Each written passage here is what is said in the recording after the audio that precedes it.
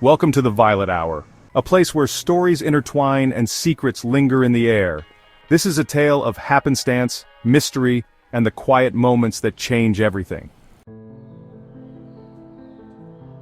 Somewhere in the silence, at the edge of the city, beyond the last bus stop, there was a tiny, fading cafe called the Violet Hour. It was the kind of place no one noticed unless they were looking for it. Nestled between an old bookstore and a shuttered flower shop, its windows permanently fogged from years of whispered conversations and forgotten promises.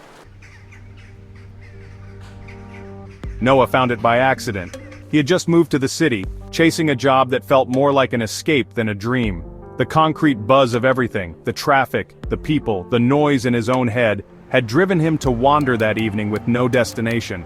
That's when he saw the glow from the cafe's sign. Something about it felt still. He stepped inside and immediately noticed her. Sitting at the far end of the room by the window was a woman with a green scarf and a typewriter. Yes, an actual typewriter. She was typing with quiet intensity, her fingers moving like she was trying to keep up with something inside her. A story maybe, or a memory. Their eyes met briefly. She offered a small nod. That was it, no words. Slowly, without even realizing it, they started to anticipate each other's presence. A quiet bond began to form, built on shared silence and mutual understanding. He came back the next evening. And the next, and so did she. They didn't speak for a week. She would type. He would read or sketch in a notebook he hadn't touched in years. They sat in the same spots, surrounded by the hum of the espresso machine and the soft crackle of an old jazz record someone forgot to change. Eventually, it happened. She finished a page, pulled it from the typewriter, folded it neatly, and slid it across the table toward him. As Noah stared at the folded page before him, time seemed to slow. The soft hum of the cafe's chatter faded into the background. He hesitated, unsure if he should open it right away. His fingers brushed the edges of the paper, feeling the subtle ridges of the folds. In that moment of pause, the connection between them grew stronger, unspoken, yet deeply understood. It was as if the note held the weight of all their silent exchanges, a bridge built from shared solitude. With a deep breath, Noah finally unfolded the note, his eyes scanning the delicate handwritten words. The cafe seemed to hold its breath with him, waiting for the next move. Remember to like and subscribe for more stories like this. Your support means the world to us. I write better than I talk. Same. And that's how it started.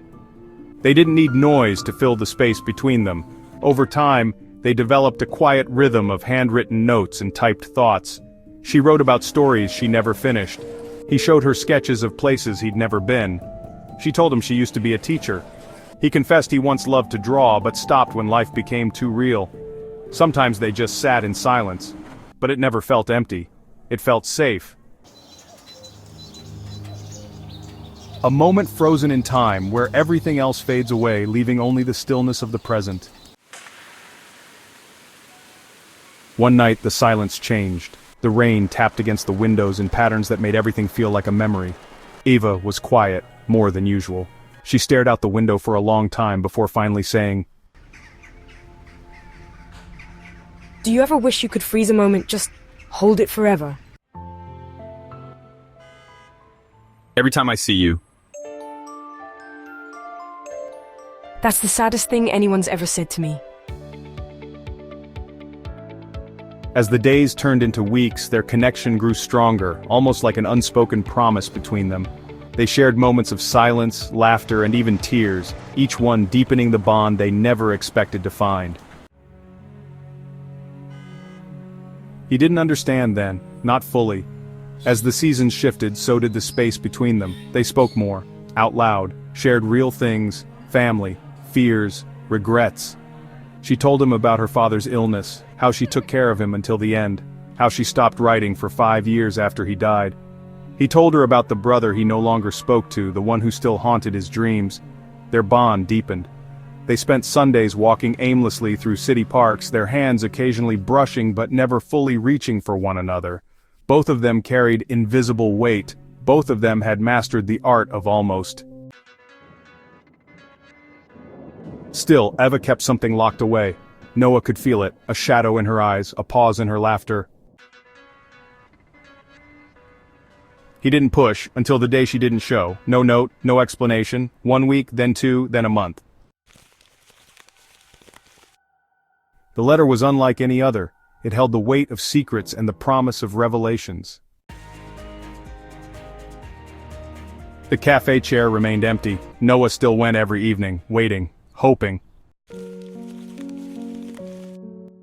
On the 34th day, a letter arrived. No return address, just his name on the envelope. Inside was a single typed page. Dear Noah, I'm sorry for disappearing. I told you once that I write better than I talk, but the truth is, I hide better than I share. You've seen me more clearly than anyone ever has, and that terrifies me. The truth is, I'm sick. And it's not the kind of sick that gets better. I've known for a while, but I thought maybe if I just pretended long enough, I could live something beautiful one more time. And I did. You gave me that. A quiet, honest, breathtaking kind of beautiful. But I can't ask you to stay through this. I couldn't even ask you to come close. So I'm stepping away before I make you watch me fade. I know you'd try to save me. I know you'd stay even when it broke you. And I couldn't live with that. Please don't wait. Please keep drawing. Please don't let this silence harden you. You gave me more than love. You gave me peace. Somewhere in the silence we were infinite. Ava. Noah sat with the letter in the cafe until it closed. He didn't cry. He didn't move. He just read it over and over until the words blurred into something that felt like loss and love wrapped in the same breath.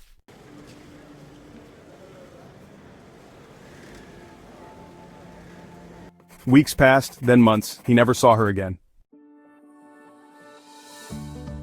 But he started drawing again. Not just sketches, real art.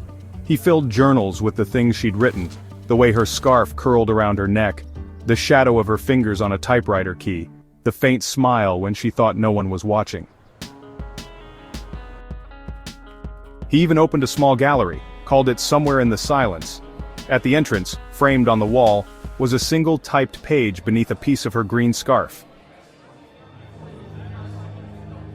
Visitors often stopped to read it, some wept, some smiled, most didn't understand, but Noah did.